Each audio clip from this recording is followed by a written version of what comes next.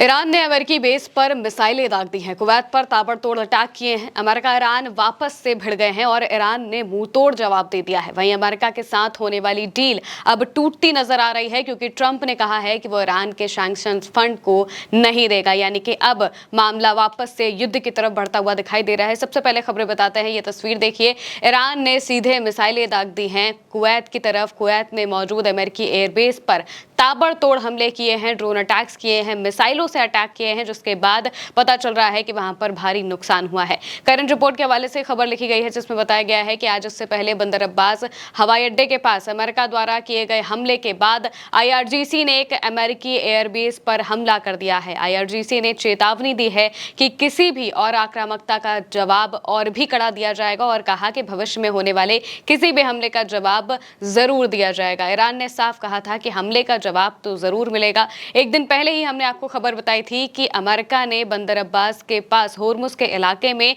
Iran की 2 speed boats पर हमला किया। उनमें करीब 4 जो सैनिक थे उनके मारे जाने की खबर सामने आई थी और इसके बाद ईरान का जवाब आया था कि इसका बदला जरूर लिया जाएगा, इसका जवाब आपको जरूर मिलेगा। और अब ईरान ने मुंहतोड़ जवाब देना शुरू कर दिया है। सीधे मिसाइलें दाग दी हैं अमेरिकी एयरबेसेस पर। क्लैश रिपोर्ट के हवाले से खबर लिखी हुई है कि होर्मुज स्ट्रेट के पास अमेरिकी सेना द्वारा ईरानी ड्रोन मार गिराए जाने और बंदर अब्बास में एक लॉन्च साइट पर हमला किए जाने के बाद अमेरिका और ईरान की सेनाओं के बीच फिर से हमले हुए हैं। इसके बाद खबरों के अनुसार ईरान ने कुवैत में एक अमेरिकी एयरबेस को निशाना बनाया और साथ ही स्ट्रेट के पास मौजूद जहाजों पर भी गोलीबारी की है। यानी कि सिर्फ अमेरिकी एयरबेस को निशाना नहीं बनाया है, बल्कि जहाजों पर भी गोलीबारी ईरान ने साफ तौर से की है और उन जहाजों पर जो कि अमेरिका से एसोसिएटेड थे या फिर उनके तटवर्ती इलाकों में खड़े थे। प्रेस टीवी के हवाले से भी खबर लिखी गई है। लिखा गया है कि आज तड़के अमेरिकी सेना द्वारा बंदर अब्बास हवाई अड्डे के पास स्थित एक जगह पर हवाई मिसाइलों से किए गए हमले के बाद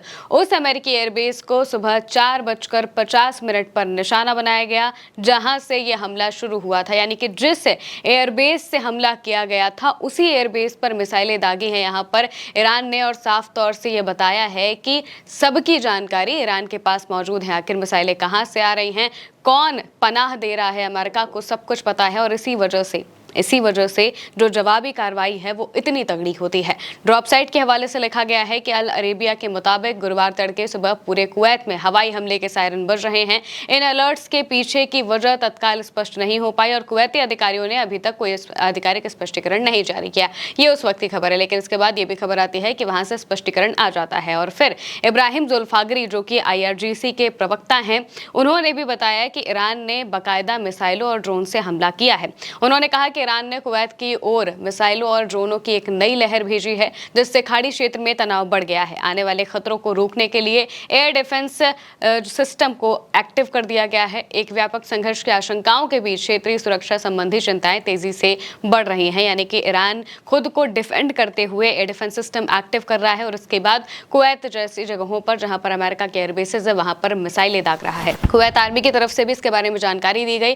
कहा गया कि कुवैती एयर डिफेंस अभी दुश्मन के मिसाइल और ड्रोन हमलों का सामना कर रहे हैं। आर्मी के जनरल स्टाफ ने बताया है कि जो भी धमाके की आवाजें सुनाई देती हैं वो एयर डिफेंस सिस्टम के दुश्मन के हमलों को रोकने का नतीजा है। सभी से रिक्वेस्ट है कि वो संबंधित अधिकारियों द्वारा जारी किए गए सिक्योरिटी और सेफ्टी इंस्ट्रक्शन का पालन करें। उसके साथ में एक जो लेटर है वो जारी किया जाता है कुवैत की जो आर्मी है उनकी तरफ से, और लेटर जारी करके बताया जाता है कि वो लोग पूरी तरह से तैयार हैं और ईरान की तरफ से जो मिसाइलें और ड्रोन्स भेजे जा रहे हैं उनको इंटरसेप्ट कर रहे हैं, उनसे लड़ाई लड़ते हुए दिखाई दे रहे हैं। इसके अलावा ईरान की नेशनल सिक्योरिटी काउंसिल से जुड़े हुए इब्राहिम रेजाई का भी एक बयान सामने आया। उन्होंने कहा कि ईरान ट्रंप की बयानबाजी से अपनी रेड लाइन से पीछे नहीं हटेगा।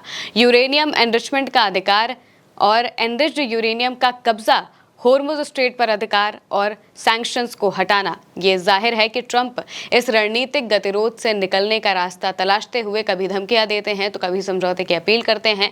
इन दोनों के बीच झूलते रहते हैं। इस बीच उन्होंने ये भी बता दिया है कि कैसे डोनाल्ड ट्रंप फंसे हुए हैं और झूल रहे हैं अलग अलग बातों के बीच में।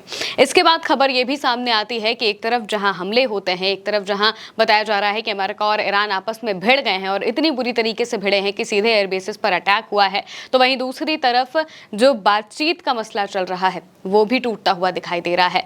बातचीत चल रही है, बातचीत के बीच में डोनाल्ड ट्रंप कहते हैं कि वो ईरान को उसका सैंक्शन फंड वापस नहीं करेंगे, जिसका मतलब है कि ईरान जो कि कतर में मौजूद है, ईरान के जो पार्लियामेंट स्पीकर हैं बेगालेबाफ वो और उनके साथ में विदेश मंत्री अब्बास अराक्ची, ये दोनों कतर में मौजूद है। दोहा में बातचीत चल रही है, इन्हीं सब चीजों को लेकर, सैंक्शन फंड को रिलीज कराने को लेकर बातचीत चल रही है। लेकिन अब डोनाल्ड ट्रंप का बयान सामने आता है और वो कहते हैं कि हम ऐसा कुछ नहीं करने वाले हैं, यानी कि सीधे ईरान को वापस से धोखा दिया जा रहा है। और वहीं दूसरी तरफ ईरान तैयार है कि अगर उनके सैंक्शन फंड नहीं रिलीज किए गए या फिर ईरान की शर्तों पर जंग नहीं रोकी गई तो जाहिर सी बात है कि वापस से ताबड़तोड़ हमले और बड़े लेवल पर शुरू हो जाएंगे। क्लैश रिपोर्ट के हवाले से लिखा है, ट्रंप ने कहा कि मिडिल ईस्ट संघर्ष को खत्म करने के लिए चल रही बातचीत के बीच ईरान को अपना एनरिच्ड यूरेनियम, जो हाईली एनरिच्ड यूरेनियम है, उसे छोड़ने के बदले में प्रतिबंधों से कोई राहत नहीं मिलेगी। वो कहते हैं नहीं, बिल्कुल नहीं, प्रतिबंधों से कोई राहत नहीं है। ट्रंप ने पीबीएस न्यूज से कहा, उन्होंने आगे कहा कि वो अपना अत्यधिक समृद्ध यूरेनियम प्रतिबंधों से राहत पाने के लिए नहीं छोड़ेंगे, बिल्कुल भी नहीं छोड़ेंगे। यानी कि डोनाल्ड ट्रंप ने यह साफ किया है कि वो ईरान को उसका पैसा वापस नहीं करेंगे, जिसका मतलब ये है कि ईरान जिन शर्तों को आगे रख रहा है उन शर्तों को मानने से डोनाल्ड ट्रंप इनकार कर रहे हैं। और जाहिर सी बात है कि जब ईरान की शर्तें नहीं मानी जाएंगी तो ईरान इस समझौते को नहीं करेगा और समझौता नहीं होगा तो समझौता टूट जाएगा और फिर वापस से जंग की स्थितियां बनते हुए दिखाई दे जाएंगी। और मौजूदा वक्त में सिर्फ कहने को सीज फायर है, हमले तो अभी भी जारी हैं। पहले अमेरिका ने शुरुआत की और अब ईरान जवाबी कार्रवाई कर रहा है और ताबड़तोड़ जवाबी कार्रवाई कर रहा है, जिसमें यूएस एयरबेस पर अटैक कर दिया जाता है।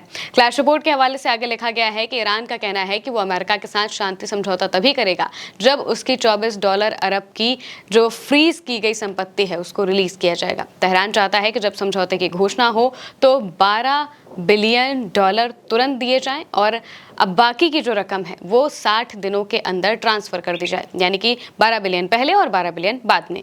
ये पैसा तेल और गैस से होने वाली उस कमाई से आया है जिसे अमेरिका के सैंक्शंस के तहत रोक दिया गया था, जो कि साउथ कोरिया, कतर, इराक और जर्मनी जैसे देशों में जमा है।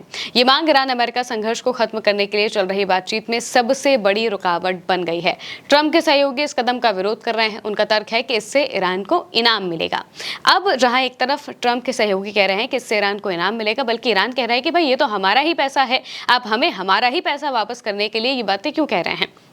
ईरान ने साफ किया है कि भाई या तो आप हमारा जो नुकसान करके बैठे हैं, हमारे ऊपर जो बमबारी की है, उससे जो हमारा नुकसान किया है उस नुकसान की भरपाई कर दीजिए, या फिर आप हमें हमारा सैंक्शन फंड दे दीजिए जिससे हम खुद से खुद की भरपाई कर लें। अब जब दोनों ही चीज़ें डोनाल्ड ट्रंप नहीं करेंगे तो जाहिर सी बात है कि इस बातचीत में रुकावट आएगी। और मौजूदा वक्त में बातचीत की सबसे बड़ी रुकावट यूरेनियम नहीं है बल्कि ये सैंक्शन फंड है, जो कि रिलीज करने से डोनाल्ड ट्रंप मना कर रहे हैं और ईरान उसी फंड के लिए सबसे ज़्यादा जो बात है वो कर रहा है। अब ये देखना होगा कि क्या ये जंग वापस से आगे बढ़ेगी, क्या अमेरिका की तरफ से वापस से कोई रिटेलिएशन होगा या फिर बातचीत से मसला सुलझाया जाएगा। फिलहाल के मेरे अनिक महिमा के साथ इस खबर में इतना ही। आप देखते रहिए उल्टा चश्मा यूसी।